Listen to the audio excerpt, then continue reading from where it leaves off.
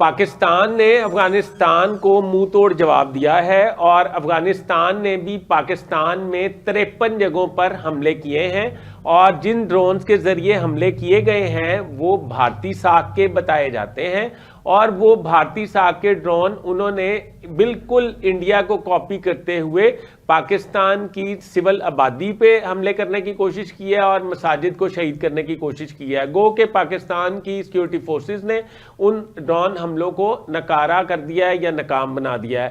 اب پاکستان نے جو افغانستان پر حملے کیے ہیں اس سے افغانستان کی 73 چوکیوں پر پاکستان کا قبضہ ہو گیا ہے اور 73 چوکیوں پر پاکستان کا پرچم لہرا دیا گیا ہے۔ پاکستان کی جانب سے جو ایئر سٹرائکس کی گئی ہیں اس میں کہا یہ جا رہا ہے کہ فتنۃ الخوارج اور طالبان کی لیڈرشپ جو ہے وہ ہلاک ہو چکی ہے، اس بات کی تصدیق ہونا ابھی باقی ہے۔ فتنۃ الخوارج کے ایک انتہائی اہم رہنما نور ولی مسعود جو ہیں ان کو ٹارگٹ لاک کر کے حملہ کیا گیا، جس میں وہ ہلاک ہو چکے ہیں۔ ہیبت اللہ اخوند زادہ جو اس وقت فتنۃ الخوارج کو پرموٹ کرتے ہیں اور طالبان کی پوری رجیم کی قیادت کرتے ہیں اور زیر زمین تھے، ان کو بھی ان پہ بھی ایک حملہ کیا گیا جس میں کہا جاتا ہے کہ وہ بھی اس حملے میں ہلاک ہو چکے ہیں۔ تیسرا بندہ ہے وزیر تعلیم افغانستان کا ندا محمد ندیم، اس کی گاڑی کو بھی ہٹ کیا گیا ہے جس میں پتہ یہ چلتا ہے کہ یہ بھی ہلاک ہو چکا ہے۔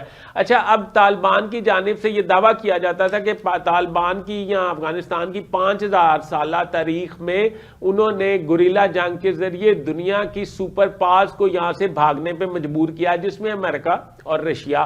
آپ کو پتہ ہے بگرام ایئر بیس جو ہے وہ رشیا نے بنائی تھی افغانستان پر قبضہ قائم کرنے کے لیے، مگر وہ اس کو سسٹین نہیں کر سکے تھے اور وہ وہاں سے واپس چلے گئے تھے۔ بائیڈن دور میں امریکہ بھی نیٹو فورسز لے کے وہاں سے واپس چلا گیا تھا۔ اسی بات کو بیس بنا کے انڈیا کی پراکسی جو ہے وہ پاکستان کے خلاف افغانستان لڑ رہا ہے کہ ہم تو انٹرنیشنل قوتوں کو، سپر پاورز کو شکست دینے میں بڑی مہارت رکھتے ہیں۔ تو ان کو یہ شاید اندازہ نہیں کہ جن کو انہوں نے شکست دی ہے وہ پاکستان کی سپورٹ یا پاکستان کے تعاون کی وجہ سے دی ہے۔ اگر آپ ماضی میں چلے جائیں، میں زیادہ بات نہیں کرنا چاہتا، تو میرا یہ خیال ہے آنے والے وقت میں پاکستان جس طرح ایئر سٹرائکس کر رہا ہے، ان کے فتنۃ الخوارج کے تمام لوگ جہنم واصل ہو جائیں گے، اور وہ طالبان جنہوں نے حکومت پہ اس وقت قبضہ کیا ہوا اور بھارت کی پے رول پہ پاکستان میں دہشت گردی کو پروموٹ کرنے کی کوشش کر رہے ہیں، وہ بھی جہنم واصل ہو جائیں گے۔ اور دوسرا جو کابل گروپ ہے، کندھاری گروپ ہے، وہ میرا خیال ہے کہ افغانستان پہ برسر اقتدار آ جائے گا، جس سے افغانستان کی ترقی اور پاکستان کے تعلقات آئیڈیل ہونے کے چانسز پائے جاتے ہیں۔ دنیا اب یہ چاہ رہی ہے کہ پاکستان اور افغانستان کے درمیان ثالثی کروا دی جائے۔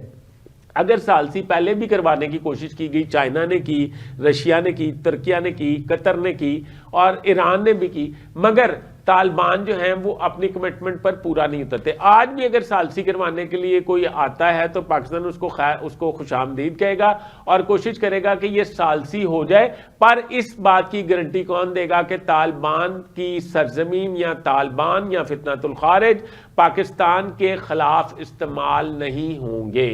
اب دیکھنا ہے آنے والے وقت میں کس طریقے سے یہ جنگ بندی ہوتی ہے، کیونکہ اب طالبان نے باقاعدہ پاکستان پر حملے کرنے شروع کر دیے۔ 2500 کلومیٹر کا بارڈر ہے جہاں پہ وہ حملے کر رہا ہے پاکستان پہ، اور پاکستان اسے ڈیفینڈ کر رہا ہے اور ساتھ ایئر سٹرائکس بھی کر رہا ہے۔ ابھی تک کے لیے اتنا ہی۔ میں کہ تازہ صورتحال آپ کو بتا دوں۔ اپنے حوض فیصل حدیث پاٹ کو اجازت دیجیے۔ اللہ حافظ۔